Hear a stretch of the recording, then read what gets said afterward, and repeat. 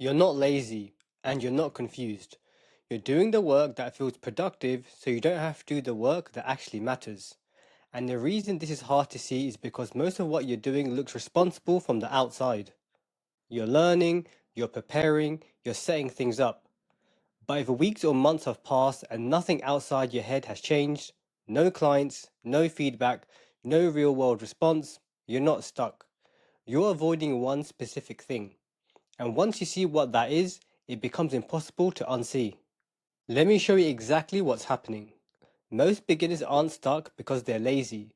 They're stuck because they're solving the wrong problem. And that idea alone creates tension. Because if you're honest with yourself, you probably are doing something. You're not sitting on the sofa doing nothing. You're not checked out. You're not disengaged. You're busy. You're watching videos, you're reading posts, you're saving threads, you're bookmarking tools, you're taking notes, you're setting things up. So when someone says you're stuck, it feels unfair. It feels dismissive. It feels like they're ignoring your effort. But here's the distinction most people miss. Effort and progress are not the same thing. You can exert a lot of effort without actually moving closer to the outcome you want. And if you've been busy for weeks or months but nothing external has changed, no clients, no feedback, no signals from the real world, that's not a motivational problem. That's a focus problem. So let me be very direct. If you feel like you're doing a lot, but you're not getting clients, you're not getting feedback, and not getting real world responses, this video is for you. Because what's holding you back has nothing to do with how smart you are. It has everything to do with what you believe the work is. Most beginners believe their problem is knowledge. They say things like, I don't know enough yet. I need to understand this properly first. I don't want to rush it. I want to get the foundations right. And on the surface, that sounds responsible. It sounds mature, it sounds disciplined, it sounds like you're taking this seriously. In fact, if you heard someone else say those things, you'd probably respect them for it. But that belief quietly creates a trap. Because if knowledge is the problem, then learning feels like the solution, and learning feels productive. You can do it every day, you can track it, you can organize it. You can feel a sense of forward motion without ever risking anything. But here's the uncomfortable truth. Most beginners don't lack knowledge, they lack experience with reality. They're not short on information, they're short on feedback. And without feedback, everything stays theoretical. This is why beginners obsess over tools. What CRM should I use? What software stack is the best? What platform should I build on? What automation should I set up first? What does a proper system look like? These questions feel important.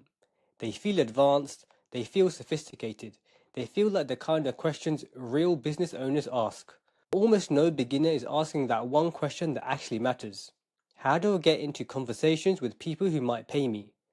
That single gap explains almost everything. Because tools don't create clarity, clients do. Learning doesn't create confidence, feedback does. Preparation doesn't remove uncertainty, exposure does. Yet beginners keep preparing, hoping clarity will magically appear before they take the risk. It won't. Here's why this pattern is so seductive. Tools give you something incredibly powerful, the illusion of progress without emotional risk. You can spend an entire weekend building dashboards, organizing folders, tweaking systems, renaming files, optimizing workflows, and never once feel vulnerable. You're never judged. You're never ignored. You're never rejected. You never have to hear, this isn't for me. And your brain loves that. Because it feels safe. It feels controlled. It feels like movement without exposure.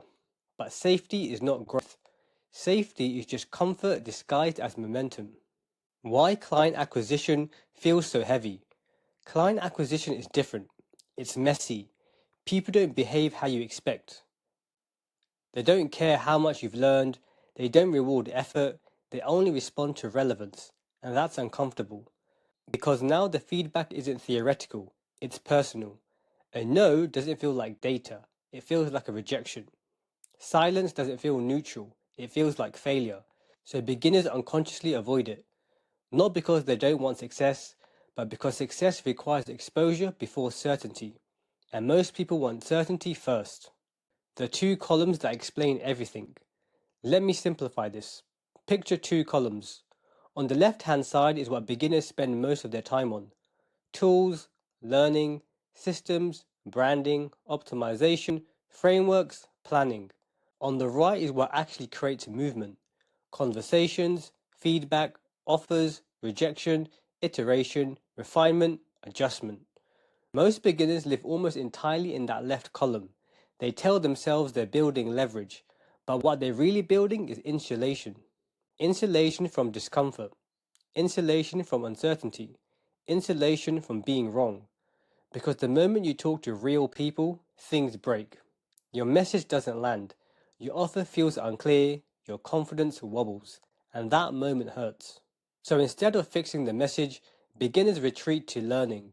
Instead of testing the offer, they redesign the system. Instead of talking to people, they watch another video, and the cycle continues. The most dangerous sentence beginners tell themselves is this: I'm not ready yet. It sounds harmless, it even sounds responsible, but it quietly delays everything, because not ready has no deadline. You can always learn more, you can always refine further, you can always prepare again, and months pass, then years. Why readiness is a myth. Here's the truth no one wants to hear.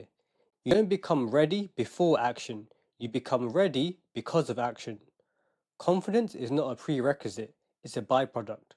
Clarity doesn't come from thinking, it comes from experience. And until you experience that firsthand, you'll always feel slightly behind. How the internet makes this worse. The internet accidentally reinforces this trap. It rewards insight, explanation, sophistication, and frameworks. You get praise for understanding, you get validation for analysis, but none of that requires you to face reality. So beginners confuse intellectual progress with practical progress, and then the gap widens. Over time, something subtle changes. You stop seeing yourself as someone who does things, and start seeing yourself as someone who's learning how to. Learning how to start, learning how to launch, learning how to try. That identity feels safe, but it's deadly, because identities defend themselves. If you identify as someone preparing, you will avoid actions that force you to become someone acting. The real problem beginners should be solving. So let's reframe the entire situation. The real problem beginners should be solving is not how do I build the perfect setup? It's how do I get feedback from the market as fast as possible? Because feedback changes everything. The moment you talk to real people, vague questions disappear. You stop asking, what niche should I pick? And start asking, how do I explain this better? You stop wondering, what tool should I use? And start thinking, how do I get more conversations like that? Feedback compresses time. It eliminates guessing. Why less smart people often win. This is why people who seem less prepared often move faster. They're not smarter, they're closer. Closer to conversations, closer to feedback, closer to reality.